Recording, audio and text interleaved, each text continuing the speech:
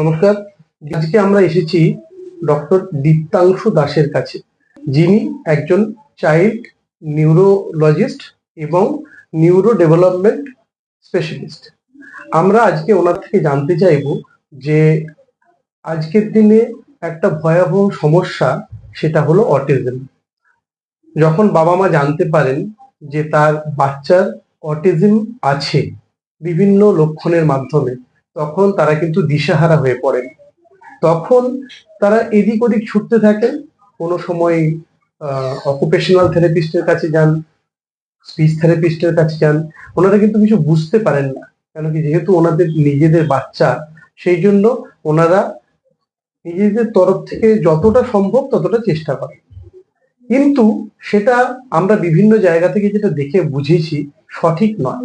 তাই আজকে আমরা ডক্টর দাসের থেকে জানতে চাইব যে একজন বাচ্চার অটিজম থাকলে বাবা মায়ের কি এভাবে ভেঙে পড়া উচিত, নাকি কোনো রাস্তা আছে যে রাস্তা থেকে আমরা একটা আলোর দিশা পেতে পারি এবং বাচ্চার সর্বত ডেভেলপমেন্ট হতে পারে? নমস্কার, থ্যাঙ্কস আমার কাছে আসার জন্য। দেখুন, অটিজম জিনিসটা কি আগে বুঝতে হবে।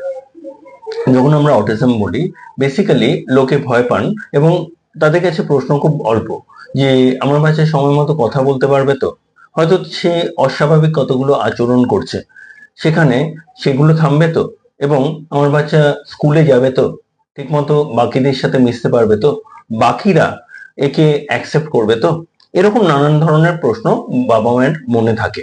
কিন্তু আমরা যদি এতটা জটিল না করে আমরা একটু সহজভাবে ভাবি যে অটিজম জিনিসটা কি, এবং অটিজম পার্টিকুলারলি যে ব্র্যাকেটটা, এই ব্র্যাকেটটাতেই কি প্রবলেমটা, নাকি প্রবলেম আরো ওয়াইড, কিরকম ভাবে? দেখুন, একটা বাচ্চা, যে কোনো বাচ্চা, তার একটা ডেভেলপমেন্টাল স্টেজ আছে, ধাপে ধাপে সে বাড়ে। এই ধাপের মধ্যে একটা হচ্ছে সোশ্যালাইজেশন। আমি আপনার সাথে মিশছি। কিভাবে মিশছি? মেশার জন্য ফার্স্ট স্টেপ হচ্ছে 2 মাসের বাচ্চা, সে কিন্তু মাকে দেখে বা অন্য কাউকে দেখে সে যখন হাসি দেয়, বাচ্চাটি পাল্টা হাসি দেয়। এটা socialisation first step, social smile বলে। এবং সেখান থেকে মোটামুটি 2 বছর বয়স, তখন অল্প অল্প ভাবে কথা বলতে শুরু করে। তাহলে এতদিন ধরে তার কিন্তু ল্যাঙ্গুয়েজ ডেভেলপমেন্ট চলছিল। কিন্তু এটার জন্য ফার্স্ট স্টেপটা কি ছিল? 2 মাসে, যেখানে বাচ্চা কানেক্ট করছে। যদি এই কানেকশনটাই না করতে পারে, তাহলে তার কিন্তু বাকিটা পিক আপ ঠিক মতো হবে না। এবং অটিজমে বাচ্চার social connection, human two human connection suffer করে।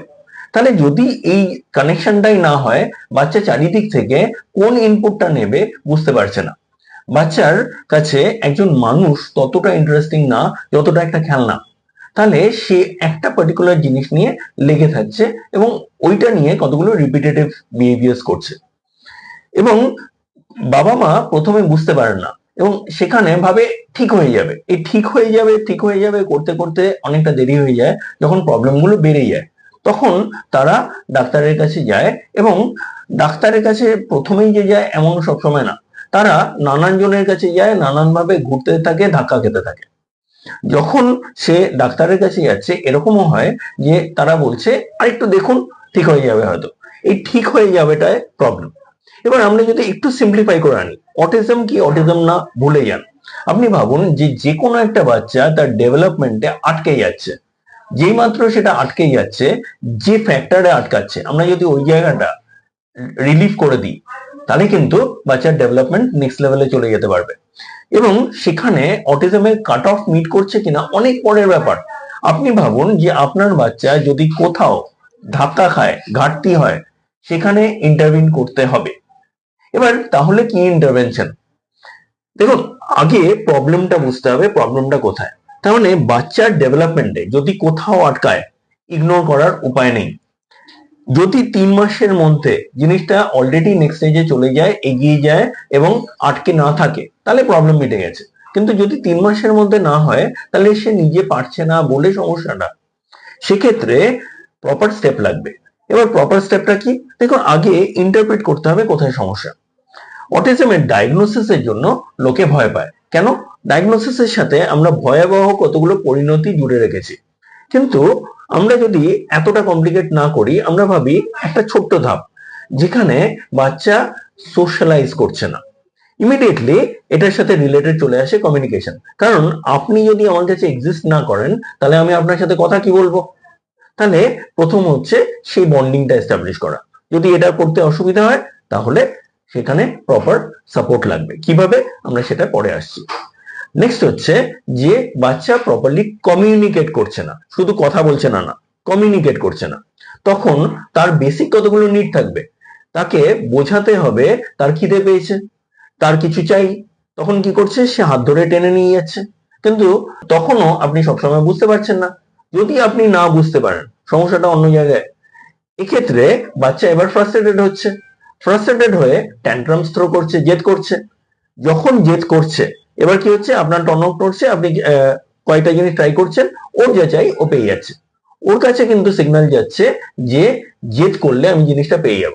তার মানে দেখুন, একটা alternative stream of communication develop করে গেল, এবং এই অল্টারনেটিভ স্ট্রিমটা ও অ্যাডাপ্ট করে নিল, কারণ ওর কাছে বেটার স্ট্রিম তো নেই। তাহলে এই জায়গায় আমরা যদি জেদে রেসপন্স না দিয়ে কিভাবে বাচ্চাকে অ্যাকচুয়ালি এনেবল করব রেসপন্ড করতে, সেই জায়গায় যেতাম, এবং কেন বাচ্চা রেসপন্ড করছে না সেইখান থেকে বাচ্চার সাথে রিলেশন ফ্রেমওয়ার্ক ডেভেলপ করতে যেতাম, তাহলে কিন্তু কাজ হয়ে যেত। এবং আমরা যদি এই স্টেজ থেকে কাজ করতাম, হয়তো বাচ্চা অটিজমের কাট অফই মিট করতো না। আমরা কি করছি, প্রবলেমটা আস্তে আস্তে বাড়তে দিচ্ছি। এক সময় একটা পার্টিকুলার মাত্রার পরে হলে আমরা সেটাকে অটিজম বলছি। কিন্তু আমি যদি একটা র্যান্ডম স্কেলে বলি অটিজমের কাট অফ 10, কোনো বাচ্চা তাহলে 8-এ আছে, কোনো বাচ্চা 12-এ। মজার কথা হচ্ছে এক্ষেত্রে 10-এ থাকুক, 8-এ থাকুক, 12, এদের প্রত্যেকেরই কিন্তু একইভাবে সাপোর্ট লাগবে। তাহলে অটিজম ডায়াগনোসিসটাই ম্যাটার করছে না, যেটা ম্যাটার করছে কোন জায়গায় সাপোর্ট দরকার এবং কত তাড়াতাড়ি আমরা ওকে সাপোর্ট দিচ্ছি। যত তাড়াতাড়ি আমরা সাপোর্ট দেব, যেটা 8 রয়েছে 8টা 6-এ যাবে, 4-এ যাবে, 2-এ যাবে, কমে যাবে। কিন্তু যদি আমরা সাপোর্ট না দিই, এই 8টাই 10-এ যাবে, 12-এ যাবে, 14-এ যাবে। সুতরাং আজ অটিজম আমরা না মানতে চাই না, এবং সেখানে আমরা প্রবলেমটাকে বাড়িয়ে তুলি। যখন বেড়ে যাচ্ছে একটা স্টেজের পর, যখন কন্ট্রোল করতে পারছে না, তখন গিয়ে আমরা বলছি অটিজম ঠিক হয় না। এবার এই যে অটিজম ঠিক হওয়ার ব্যাপারটা, এবার সেখানে আসি। দেখুন, বেসিক ব্যাপারটা আমি বললাম খুব সিম্পল, যেখানে বাচ্চা অ্যাকচুয়ালি সোশ্যালাইজ কমিউনিকেট করতে পারছে না, এবং সে তার বিহেভিয়ার্স গুলোকে অল্টারনেট মোডে নিচ্ছে, যেখানে সেটা প্রবলেম বিহেভিয়ারে যাচ্ছে, কারণ সেটা অ্যাডাপটিভ হওয়ার জায়গায় ম্যাল অ্যাডাপটিভ হচ্ছে। মানে প্রবলেমটা সলভ করার জায়গায় উল্টো একটা নতুন প্রবলেম ক্রিয়েট হচ্ছে। তাহলে এই ম্যাল অ্যাডাপটিভ বিহেভিয়ারের জায়গায় আমি অল্টারনেটিভ কিভাবে কি হবে, আমি যদি ডেভেলপ না করি, তাকে তো নিজেরটা ব্যবস্থা করতে হবে, এবং সেইভাবে ব্যবস্থা করছে। এবার নেক্সট জিনিস হচ্ছে, যখন বাচ্চার অলরেডি প্রবলেম বিহেভিয়ার ডেভেলপ করে গেছে, এই অবস্থায় কিন্তু আমরা তাকে নতুন করে শেখাতে পারছি না। শেখানোর দুটো সিস্টেম হয়, একটা হচ্ছে শোনা এবং বোঝা, আর আরেকটা হচ্ছে দেখা এবং করা। যখন থেরাপিস্টদের কাছে যান, বেশিরভাগরা দেখা এবং করার উপর ফোকাস করে, কিন্তু মজার কথাটা হচ্ছে আমরা কথা কিভাবে শিখি, আমরা শুনি, বুঝি, শিখি। এই সিস্টেমটা কোথায় হয়? বাড়িতে হয়, মা বাবার কাছে হয়।